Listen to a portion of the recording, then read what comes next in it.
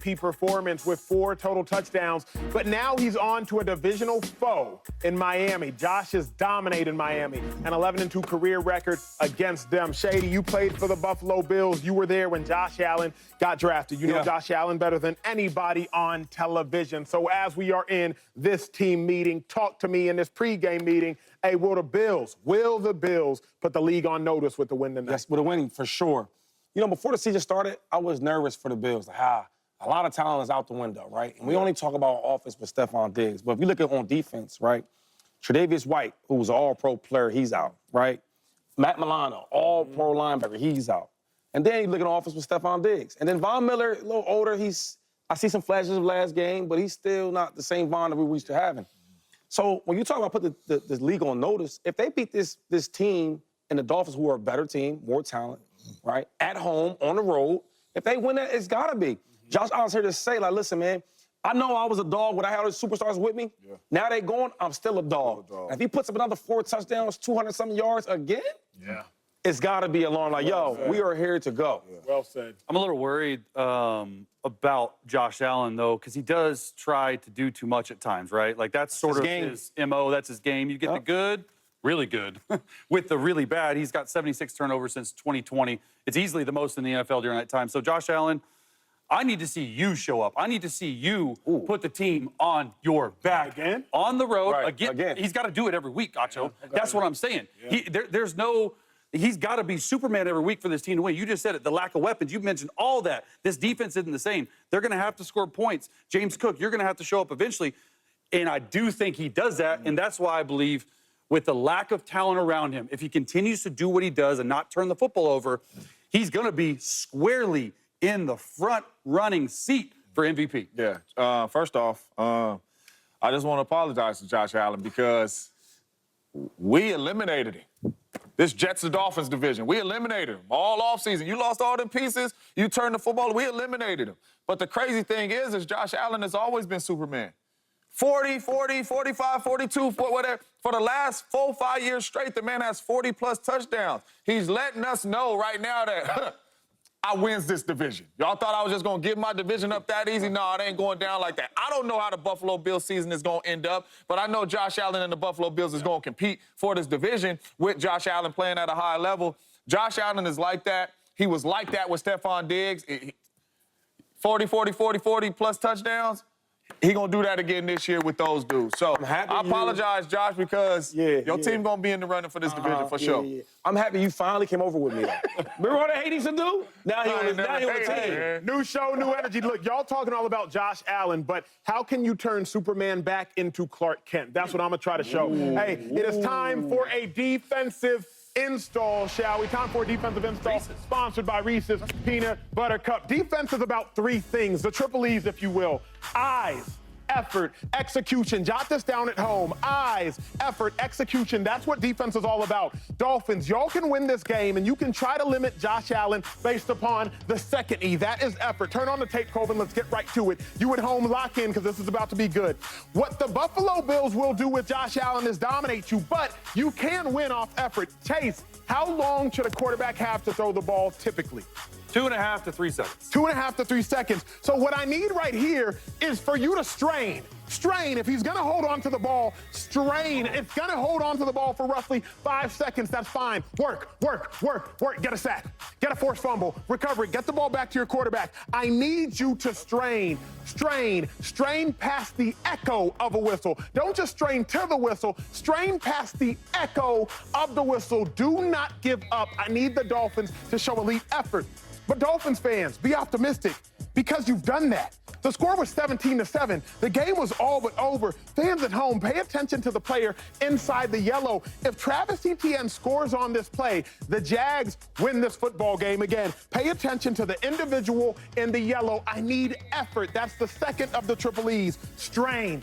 On every single play, strain. Right now, it's a touchdown. Touchdown. What you say, Chase? Touchdown. It's a Easy. touchdown. Except Javon Holland, he strained, fumbled, ball out. Dolphins recovered the very next play, 80-yard touchdown. But it gets even better. I need effort. The triple E's, eyes, energy, effort/execution. Strain is 4th and 1. I could not believe that Doug Peterson had the gall to go for it at his own 30. Pay attention to the person who let his mouthpiece hang. That's Jalen Ramsey at the top of the screen. If you do nothing else today, spend the next 10 seconds watching the person who lets his mouthpiece hang. It's 4th and 1. Why are they running outside zone? It's 4th and 1.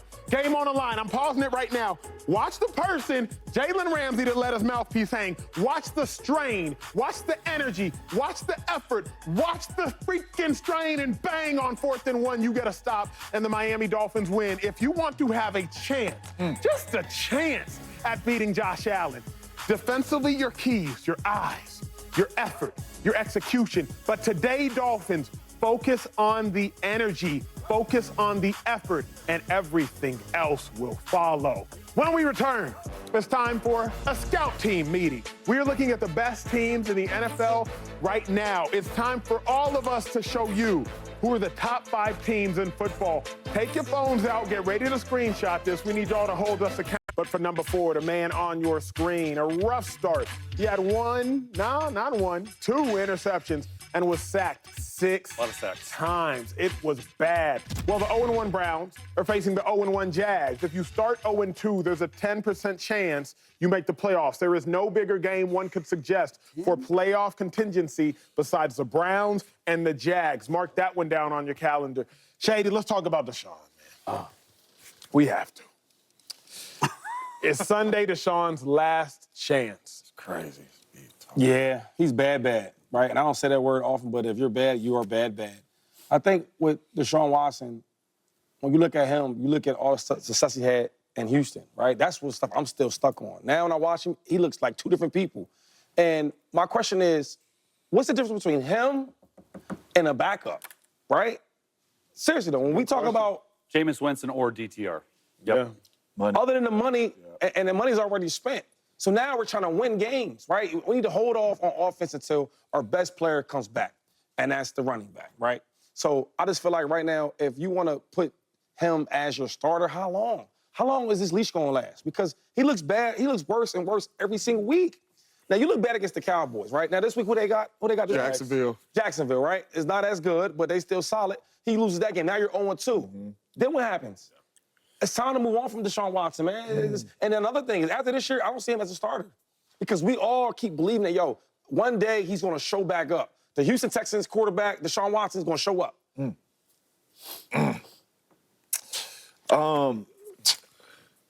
Usually every NFL season, I don't know how they do it now because it's 17 games, but you break it up in quarters, right? The first 4 games is the first quarter. That's how we attacking it. Next 4, it's the second quarter. You get done with that, right? I at least would give them the first quarter. You have 4 games to show me that can you get back to that Deshaun Watson? Because like Shady said, the money already spent. Bro. If you are not going to give us more than the backups are going to give us in winning football games, we have to put you on the bench. Because I don't know if y'all know, and we talk about quarterbacks going to Cleveland and dying and not playing well. Joe Flacco came off of his love sack, all right, cushion, and went out there and won games and got the Coach Stefanski Coach of the Year. And he played well, 300-yard game, 300-yard game, 300-yard game, game after game after game. So don't tell me it's the coach, don't tell me it's the system, don't tell me it's Cleveland, because we've seen this dude come off the couch and play at a high level and help get this team to the playoffs. So Deshaun Watson, you have 4 quarters. That's 4 games, and it's 3 games left to show us that you are our quarterback for this season. I got to see it. Jay's final thought. The leash is short. I mean, look, I agree with both of you guys. At the end of the day, everyone wants to talk about the contract and the guarantees and the lawsuits, and rightfully so, right? But it's more about a humanity issue, right? The whole world is watching a player struggle. The whole world's watching a human being struggle. He lost his father last week. Then over the friend, he lost his college teammate. He was surprised with the newest lawsuit, right? He's bringing some of this stuff on himself. At the end of the day, though, there's a black cloud surrounding him, and it feels like that in the locker room. It feels like that watching him. It feels like he's a shell of himself. Can he get back to the old 2019, 2020 Texans days? I don't know.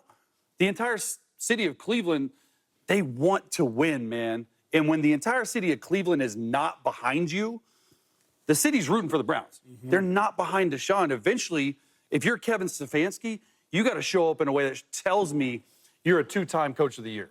Like, you got to show some leadership.